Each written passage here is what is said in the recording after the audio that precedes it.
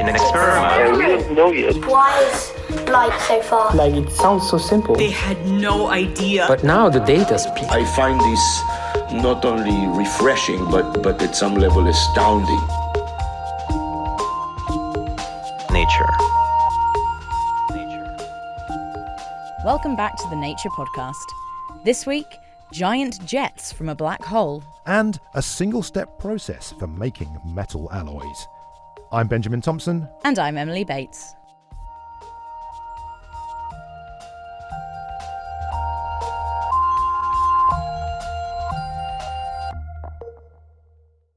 First up, we've got big news.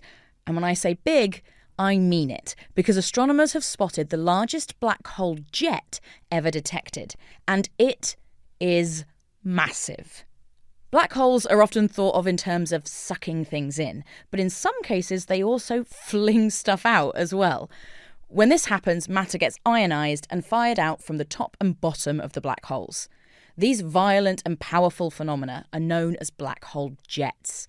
The biggest of these are made by supermassive black holes and can be up to several million light years in size.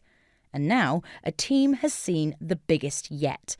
It's around 7 megaparsecs, or 23 million light years in size.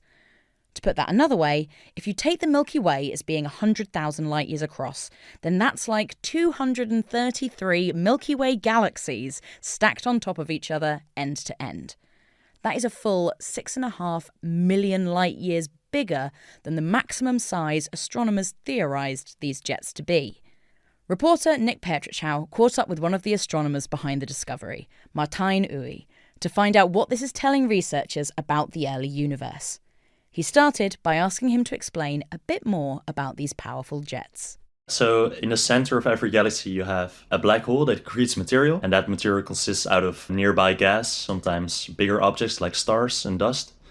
And when that material comes close to the black hole, most of the material actually falls into the black hole, but a part of the material is being ejected outwards, and that material actually falls apart into elementary particles. Electrons and positrons, in an interplay with light from the accretion disk, is accelerated and goes into two beams of energy, basically, that emerge along the north pole and south pole of the black hole's rotation. And these are like incredibly violent processes that are flinging this matter out into the universe, right? Right, yeah. These are hugely powerful things. So they influence the evolution of their entire galaxy.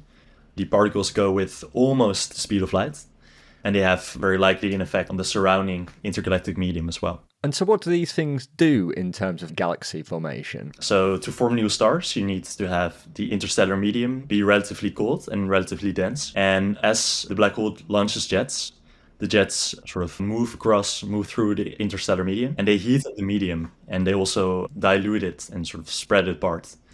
So in that way, the jets inhibit the formation of new stars and makes the galaxy evolve much more slowly. As I understand it as well, for the past 50 years or so, all the sort of observations of these black hole jets, they've been like a certain size, right? Right, yeah. So when those black holes launch jets, those jets are, from a theoretical point of view, as far as we understand the physics, they're quite unstable.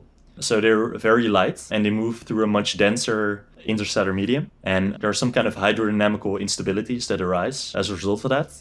And that tends to create turbulent motions that destabilize the high-speed jet. And the other effect is when a low-density medium tries to push through a high-density one. And that's familiar, for example, in those mushroom clouds. When you have a very big bomb, then you have also like a low-density medium that tries to find a way through the air. And all these kind of effects try to destroy the jets. So most of the jets are actually pretty small before they break down. So from a theoretical perspective, it is kind of surprising that they can actually grow to the scale of their entire galaxy and sometimes reach beyond that. Sometimes jets can really reach a sort of cosmological length. So astronomers measure things that are cosmological with a unit called the megaparsec, which is a few million light years. The largest one reached up until about 5 megaparsecs. Well, limits, I guess, are made to be broken, because looking at your paper, it seems that you've spotted one that's even bigger than that. Yeah, that's right. So the main discovery of the paper is that we found this very long pair of jets that is about 7 megaparsecs long. So that is a significant increase in the absolute size. But what, in my view, makes it more spectacular is that this jet system also occurs relatively far back into the universe's history, so about halfway along its current age. And back then, the universe was also smaller. So that means that the relative size of the jets is very big. So this jet pair spans a third of a cosmic void, which are sort of the largest empty spaces that we know of. And also, this black hole jet pair comes from a type of active black hole that was really common in the early few billion years of the universe's existence. So it suggests that these type of very long black hole jets at early epochs might be more common. And so you mentioned earlier that there's all these instabilities that were thought to maybe constrain these jets. Does this imply that maybe there was a difference in this earlier epoch in the universe? Or to me, it would sound like it would be harder. Like the universe was smaller and more dense. Like surely it would be harder to push a jet through. So what is it that is maybe allowing this jet to be that big? Yeah, so back into the past, at least the average density in the universe was higher. During the growth time of this jet pair, the mean density of the universe was about 7 to 15 times denser than it is now. So roughly in order of magnitude. But what could help the jets grow is actually the large-scale structure of the universe. Those were slightly less formed at that time. Galaxies themselves were slightly less massive. And there was more fuel that was available to the supermassive black holes.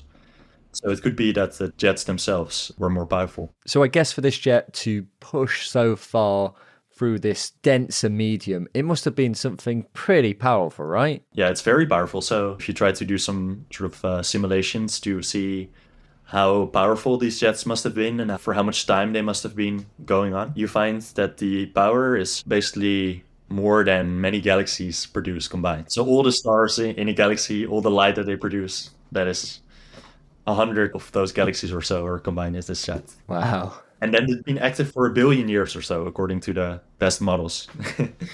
And if you multiply the power with the time that the jets have been on, you get a huge amount of energy, comparable to what happens when galaxy clusters merge. That is often considered by astronomers the most powerful type of event that has happened after the Big Bang. But apparently these jets can sort of rival that amount of energy output. That's amazing. And also, we've kept referring to this as a jet or the jets, but you did actually name it right. Was it you who named it or one of your colleagues? Yeah, so I was doing the search for the manual search of these jets with a student. And so we were trying to think of good names. And then we dove into Greek mythology, where there's a very famous mythological story of the Gigantomachy, in which the giants, so the offspring of Gaia, rebel against the Olympian gods. And they fight with them for control over the universe, basically.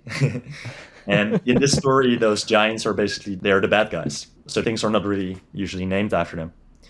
And so we checked whether those names already existed in NASA databases that name asteroids or minor planets. And we found out that they were not in use. So we called this particular jet system Porphyrion, after one of those mightiest giants of Greek mythology. That's super cool. I really enjoyed that. And so what does this discovery mean for our understanding of the universe? Right. So I think one of the more interesting messages is that you can create multi-megaparsec scale jets already at the time when the universe was much denser, from ancient type of black hole that was more common back then. And additionally, because they could really reach the scale of the cosmic void, it means that no place in the universe is in principle safe from activity of black holes. And in particular, these jets carry magnetic fields. And what I think is these black hole jets, they can spread magnetic fields through the cosmos as well. And people try to understand how the magnetic fields in the universe came to be. And some people invoke very exotic new physics for that. But I think that without introducing new physics and just by sort of seeing that black hole jets have a big reach, it might be possible to explain that as well. So I think it could trigger some more interest in how magnetic fields came to be. That's a topic called magnetogenesis. It's quite a cool name, I think. That was Martijn Uy from Caltech in the US.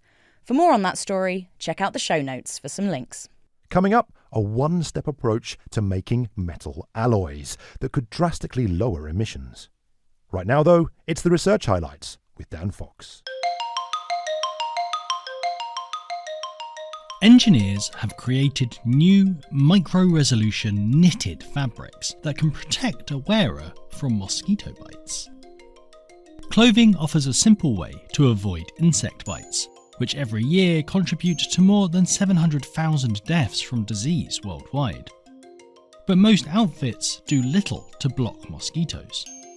So, in an attempt to tackle this, researchers designed several fabrics and tested their resistance to the blood-sucking insects by placing a sleeved human's arm inside a cage of mosquitoes.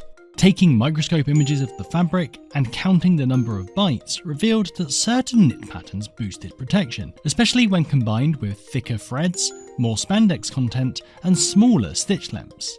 Putting fabrics through a hot wash and dry cycle also reduced bites by shrinking the gaps in the knitted pattern. The blocking materials proved just as breathable as a control material made of spandex polyester blends, but wearers found the engineered fabrics to be slightly less comfortable. The authors of the paper say that future research will improve the comfort of the bite-blocking knits and that these materials could also be used selectively to cover only body parts that are particularly enticing to mosquitoes. Got an itch to read that research? It's published in Communications Engineering.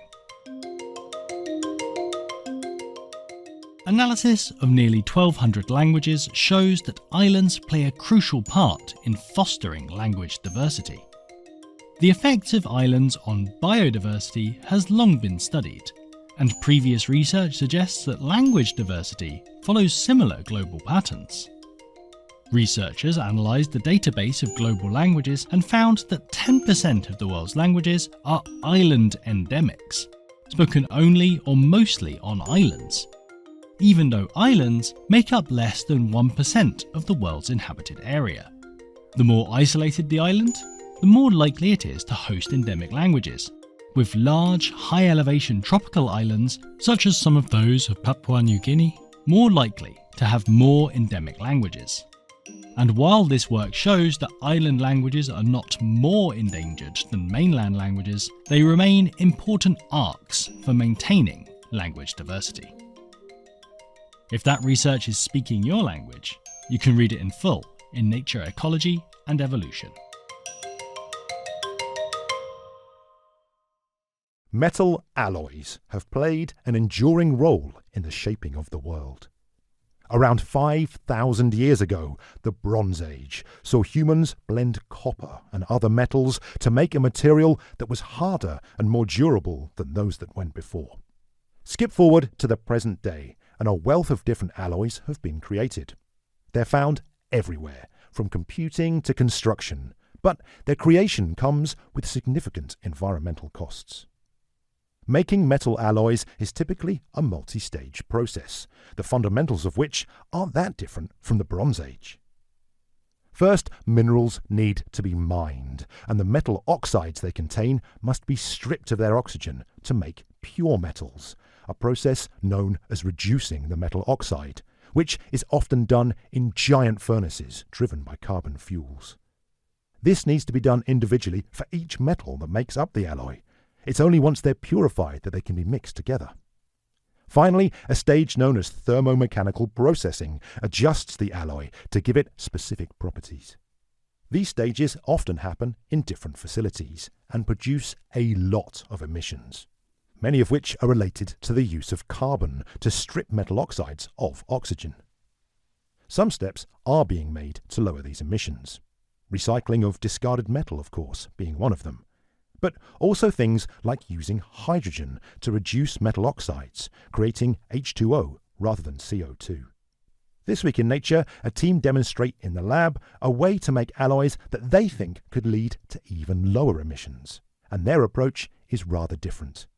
Rather than a multi-stage process, theirs combines everything into a single step from oxide to alloy.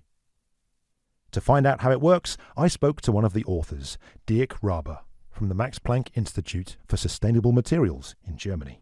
He explained how the idea came about. So we were originally really motivated by just making the total manufacturing more sustainable in terms of avoiding the use of carbon and replacing it by hydrogen as a reductant.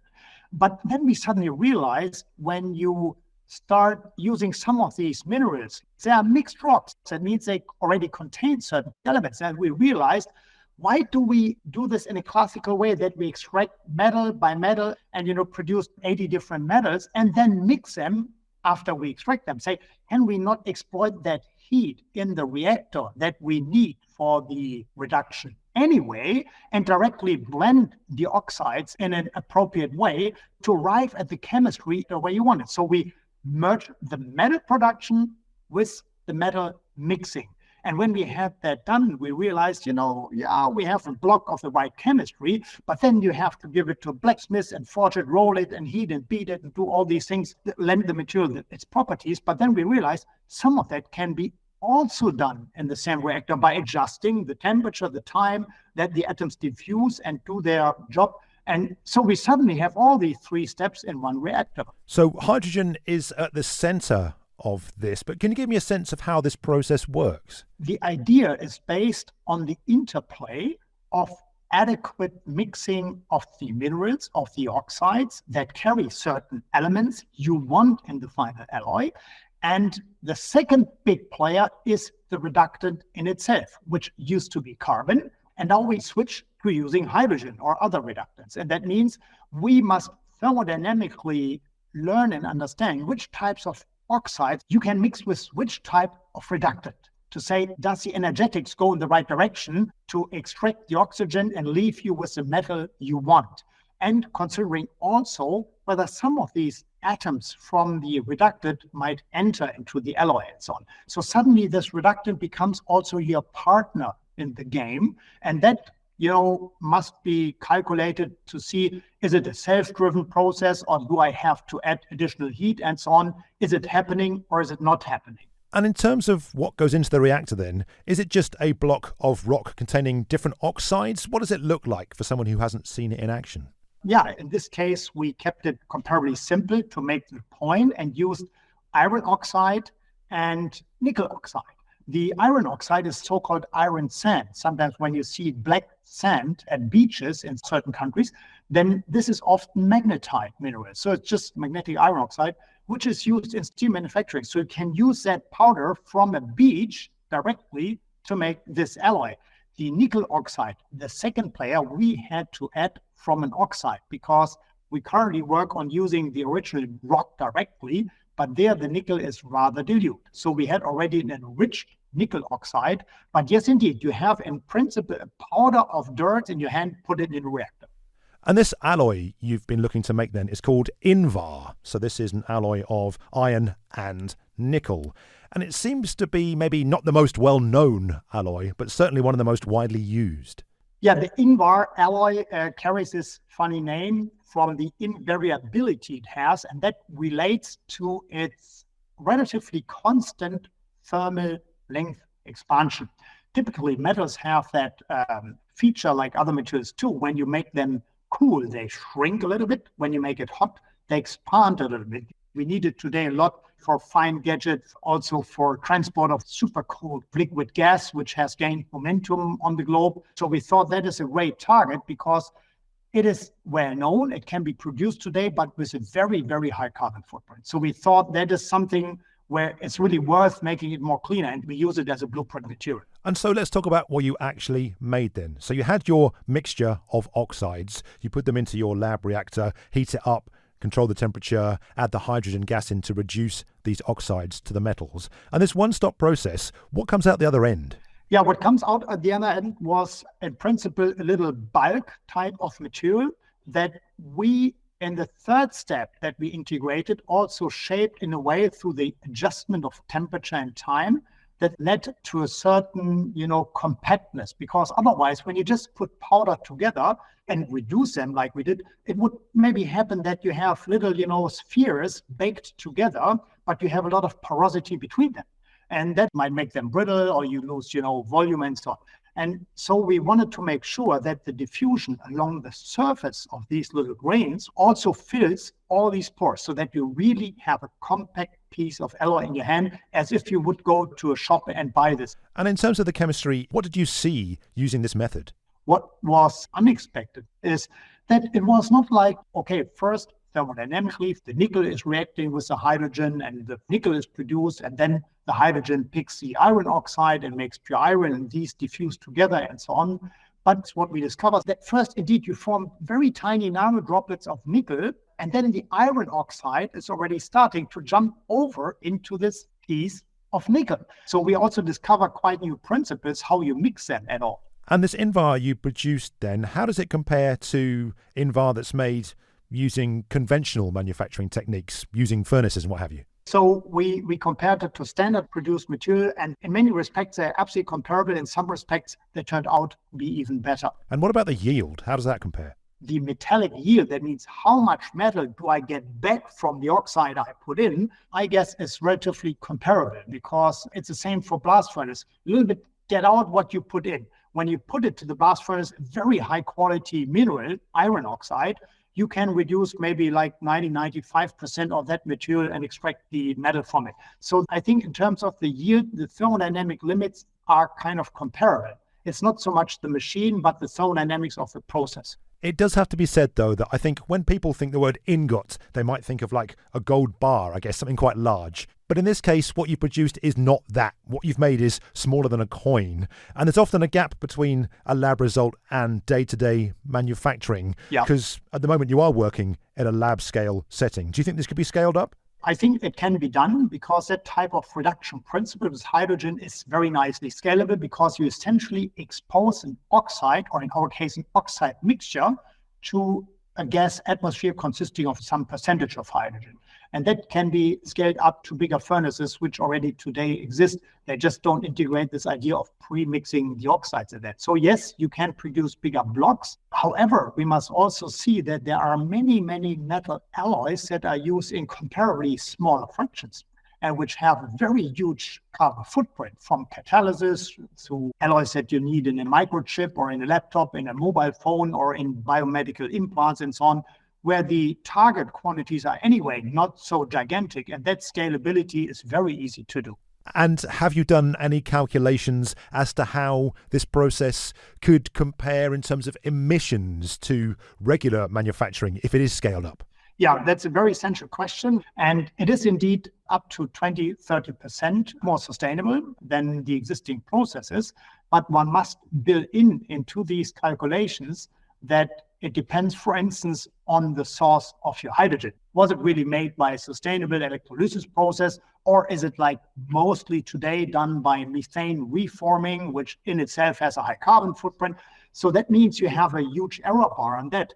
But say, however dirty, say, your grid carbon footprint is, or the production of the hydrogen is, and so on, you will always do better than conventional manufacturing, because the sheer fact that we do everything in one furnace makes it economically and ecologically much, much better than established techniques. And one thing that struck me about this work is that you've shown evidence that you can take this multi-step process to make an alloy and reduce it to a one-stop shop. Why do you think no one's tried this before? I mean, chemists have been working with metals and alloys for a very, very long time. Why has no one considered this an option before, do you think? So I think in principle that has been done before, maybe without knowing or without planning it. We have often in history of metallurgy already oxides that were pre-blended, because that's what you inherit from the mining sector. Nowadays, you would separate into the zinc industry, the tin industry, the copper industry, and later buy that and mix it again. I say we must go back and directly design the alloy that we want from the pre-mixture, only from the most dirty, available and oxidized feedstock that we can get. And I think in history that happened quite often, but without that thermodynamic planning of saying, I direct the entire process in one furnace, only adjusted to the target alloy. And that, I think, is a pretty new idea. Yeah. So you've shown your evidence that this works, but presumably it's not ready to go yet. Like, when people look at this paper and say, oh, wow, that seems fantastic, usually there's more to it than that, right? What science questions remain to be answered? That's a very fair question. I fully agree that it's not ready to be unleashed to a bigger market. We must understand that the bond between the metals and the oxygen has very different strength. That means some metals are very hard to extract from the oxygen, like, for instance, aluminum. And that simply might not work by this technique because the hydrogen is too weak to take the oxygen out. That means we must better understand what type of reductants and methods we use to realize it also for those metals. And the second big challenge is We want to get as close as we can to the actual rocks, to the minerals that you find in the mine, without much pre-processing, making this as lean as we can. However, some of these oxides are pretty mixed. That means you sometimes have 4 or 5 or 6 other elements in the rock that you might not want. How to eliminate this, how you kick them out of the actual alloy, that's also a barrier that is unsolved for many variants. Dirk Raber from the Max Planck Institute for Sustainable Materials there. To take a look at his paper, head over to the show notes for a link. Finally on the show, it's time for the briefing chat, where we discuss a couple of articles that have been highlighted in the Nature briefing. Ben, what have you been reading? Yeah, I've got a story that I read about in Nature, and it's about using AI to redraw the virus family tree. Now, this is based on a paper in Nature, and what's interesting is that it sort of went about it in a slightly different way. So what do we know already about that family tree? Well, the way that this kind of tree is put together, so the story of viral evolution is based on genome comparisons, okay? How does this compare to that? These compare to those, that sort of thing, to make up a family tree, looking at differences in the genomes. Now, this can actually be quite a tough thing to do for viruses because they can evolve really very quickly. If you think about viruses with an RNA-based genome, they don't necessarily correct any errors that creep into their genome, so they can change very quickly. And viruses in general can acquire genetic material from other organisms. And altogether, this means that using the genetic sequences can actually make it difficult to find any deep and distant relationships between viruses. But as I say, they've come about this in a slightly different way, and they've looked at proteins instead. So what's the difference of looking at the proteins as opposed to the viral genome? Yeah, that's a good question. And the shapes or the structures of proteins that are encoded by viral genes, now these tend to change more slowly. Okay, so they can be used to kind of tease out any hidden evolutionary connections. But this has been a tricky thing to accomplish because making protein structures at scale has been historically tough. And this is where the AI aspect comes in, okay? So in this work, they've used new prediction tools like AlphaFold from DeepMind. And in this work, they've used it on a group of viruses called flaviviruses. And this group contains the hepatitis C virus, the dengue virus, Zika viruses, and a bunch of others that are major animal pathogens that have the potential to be threats to human health. And in this family then of these flaviviruses, much of the research on the evolution has been based on sequences of slowly evolving enzymes that copy the virus's genetic material. But little is known about the origins of what's called viral entry proteins. Okay, now these are important proteins that flaviviruses use to get into cells, right? So the entry protein, as the name suggests. And this determines what sort of hosts they can infect and that sort of thing. And one of the researchers behind this work argues that not knowing much about these viral entry proteins has potentially slowed the development of vaccines against things like Hep C, which, kill hundreds of thousands of people a year. So they've used the AI to look at a bunch of these proteins and compare them and see how they're all connected. Yeah, that's basically it. And so the team used DeepMind's AlphaFold 2 and Meta's ESM fold to generate over 33,000 predicted structures from 458 flavivirus species, okay? And say the AI allows them to do this at scale. And these predicted structures, and it has to be said they are predicted, allows the authors to identify viral entry proteins with very different sequences to known flaviviruses. So they can really do some comparisons there. And they found some quite unexpected things. It turns out that a subset of viruses, including hepatitis C, infect cells using a system similar to one discovered in what are known as pestiviruses. And these include things like classical swine fever virus, which, as its name suggests, causes a very nasty disease in pigs. And the AI-enabled comparisons showed that this system is quite distinct from many other flaviviruses. A bit of a mystery where it evolved from, but it showed other stuff as well. Zika virus is very well studied, and the entry proteins have been well studied. And in this article, the researchers say that these proteins have some similarities to what they describe as, quote, weird and wonderful, end quote, flaviviruses, including Haseki tick virus, which can cause fever in humans. And strangely, some flaviviruses seem to have an enzyme that looks like it's come from a bacterium. Now, this has been shown before, but it seems like genetic piracy has played a big role in the evolution of these viruses. So this is a theft. The viruses have come in and taken that from bacteria somehow? Yeah, that's one of the reasons it has been so difficult, I guess, to figure out where all these family trees are, because viruses often incorporate bits of genomes from the organisms they infect. But I think what's interesting about this is that it shows that this is an approach that can be done, right? As I say, it's been difficult to make a huge amount of these predicted protein structures. And it seems like the flavivirus work is kind of the tip of the iceberg. Of course, the number of viruses and viral species is enormous. And the tree of life that they are attached to has got many, many branches and twigs and what have you to kind of stretch that metaphor to breaking point.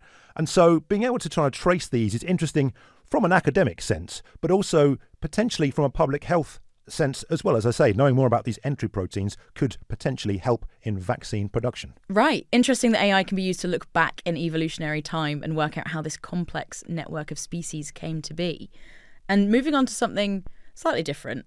Ben, have you ever been in a high-stakes situation where you needed to do well and it just all went completely dreadfully? Right, I'm suddenly transported back to youth football, youth soccer, and me missing some vital penalty, I'm sure, everyone being really disappointed. But I must confess, I wasn't entirely expecting this to turn into the Ben therapy hour. But okay, what's this to do with? Well, it seems that choking under pressure is linked to a particular drop in activities in the neurons in your brain that prepare for movement. This came from a paper in Neuron that I was reading about on nature.com. And also, the phenomena doesn't seem to be unique to humans. So the same way you may have missed a crucial match-winning penalty, monkeys can also underperform in high-reward situations. Right, so I'm guessing they're not getting the monkeys to kick a ball about. What does this experiment look like? So the team set up a task where rhesus monkeys received a reward after quickly and accurately, importantly, moving a cursor to a target on screen. But importantly, they would know the kind of reward they were going to get. So it's either a small reward, a medium reward, a large reward, or a jackpot. Right. And these jackpot rewards were very rare and very big. So this was high stakes, high reward situation for the monkeys. And they had a chip implanted in their motor cortex, and the team could see how activity changed in the different reward scenarios. They found that in the jackpot scenario, the activity of neurons associated with motor preparation decreased. So motor preparation is the brain's way of making calculations about how to complete a movement before you do it. So there were differences in how prepared they were depending on the size of the reward. Exactly. So when the rewards were small, medium and large, they found that this preparation for the task increased up until this sweet spot around the large task, and the monkeys performed really well. But then on the jackpot, these preparation neurons, the reward was too high and it dropped off a cliff, and suddenly they started underperforming on the jackpot scenarios. Wow, okay. And obviously we can sort of put ourselves in that position, but monkeys aren't humans. Is this relevant, do we think, to the situations we find ourselves in? Obviously, yeah, it's in monkeys, so this isn't one-for-one correlation, but this sort of high-reward, high-risk scenario is something that we see in sports and things like that. And it's worth mentioning as well, they were just looking at the motor cortex, so there are other areas of the brain that might be involved, particularly in humans, that might lead to this phenomena. And whether there's a way you can kind of avoid the phenomena. They're interested in seeing whether choking under pressure could be avoided, maybe by getting feedback on your brain activity and sort of saying, oh, you're getting too excited now, calm down. So we need neuroscience and time travel then to take me back to that youth football moment and hope for a better outcome. Absolutely, it's the only way. Well, an interesting story, and one certainly that I and maybe our listeners will be considering and wondering how our motor cortex is doing when we come up into these high-pressure situations. But let's leave it there for this week's Briefing Chat. And listeners, for more on those stories and where you can sign up to the Nature Briefing to get more like them delivered directly to your inbox, check out the show notes for some links. And as always, you can keep in touch with us on X. We're at Nature Podcast. Or you can send an email to podcast@nature.com. I'm Emily Bates. And I'm Benjamin Thompson. See you next time.